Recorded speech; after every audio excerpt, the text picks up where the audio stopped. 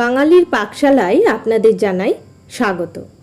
আজকে যে রেসিপিটি নিয়ে আমি হাজির হয়েছি সেই রেসিপিটি আমি পেয়েছি 1292 সালে লিখিত একটি বাংলা রেসিপির বই থেকে।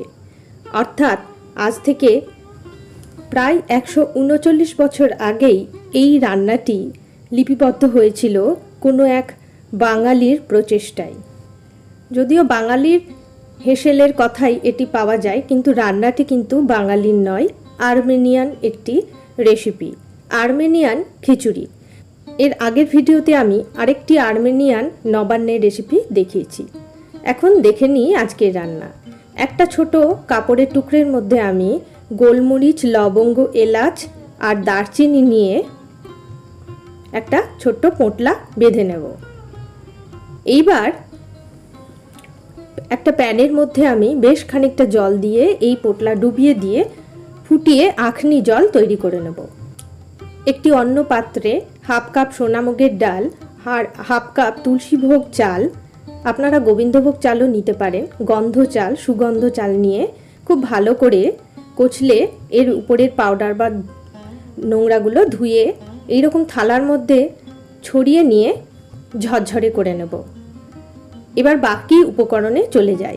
পেঁয়াজটা সরু সরু করে এরকম কেটে নেব।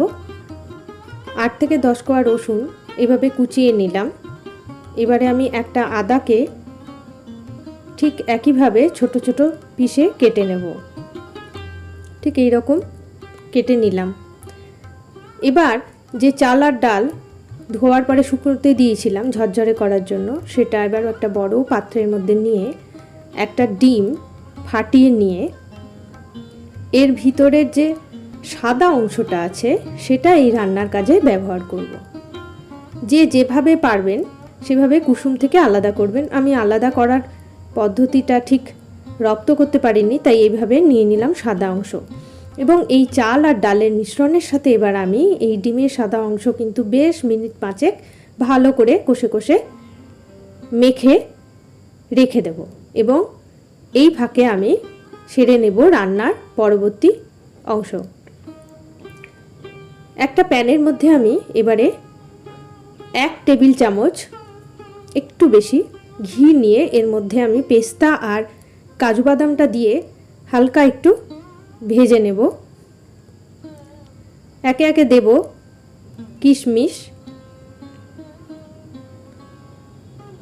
হালকা কিশমিশগুলো যখন একটু ফুলে উঠবে, পুড়বে না, এরকম অবস্থায় আমি ভাজা ড্রাই ফ্রুটগুলো তুলে নিয়ে এর মধ্যে আদার কুচিগুলো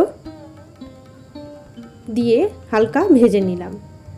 এবার রসুনের কুচিগুলো দিয়ে এবার ভেজে নেব, সামান্য লাল হবে না, একটু নাড়াচাড়া করে তুলে নেব। এবার সমস্ত এই তেলের মধ্যেই পেঁয়াজটা একসাথেই দিয়ে দেব, সমস্ত পেঁয়াজ দিয়ে দেব এবং রেখে রেখে অল্প আঁচে বেশ কিছুক্ষণ কিন্তু ভাজবো।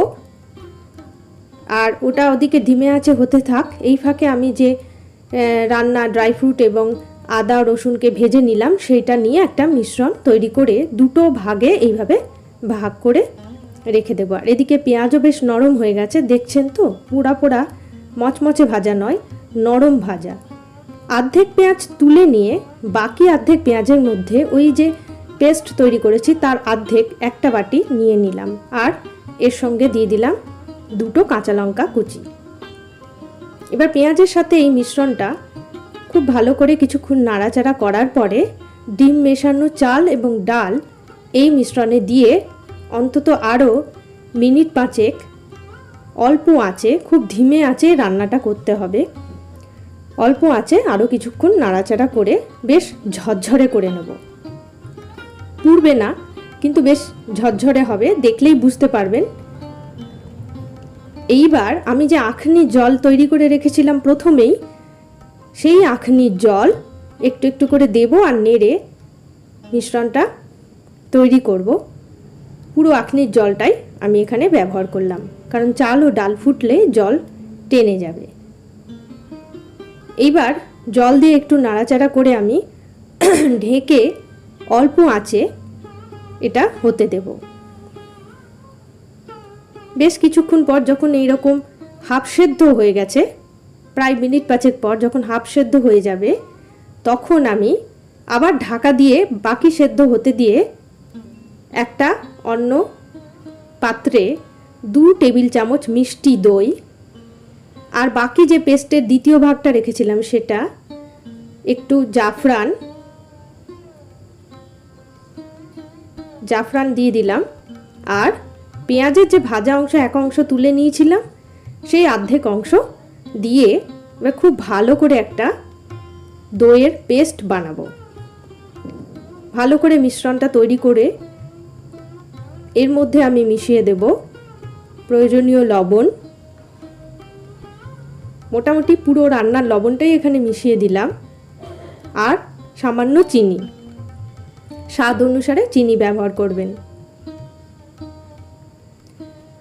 মিশ্রণটা তৈরি করে নেবার পরে আমি ঢাকনা খুলে এই মিশ্রণটা খিচুড়ির মধ্যে দিয়ে দিলাম এবং খুব ভালো করে নাড়াচাড়া করে পুরো মিশ্রণটার সঙ্গে এই খিচুড়ির সঙ্গে এটাকে খুব ভালো করে মিশিয়ে দিতে হবে। এখন খিচুড়িটা সাদা হয়ে আছে কারণ হলুদ দিইনি, কিন্তু রান্না যত হতে থাকবে জাফরানের কালার এর মধ্যে মিশতে থাকবে, তাই হলুদ দিলে যে উকড়ো হলুদ হয় সেইটা না হলেও একটা হলদে ভাব দেখা যাবে। তৈরি হয়ে গেল আর্মেনিয়ান খিচুড়ি। কেমন লাগলো আজকের রান্না লিখে জানাতে ভুলবেন না আমাকে। আর ভালো থাকবেন সকলে, আনন্দে থাকুন, হাসিতে থাকুন। আজ তবে আসি।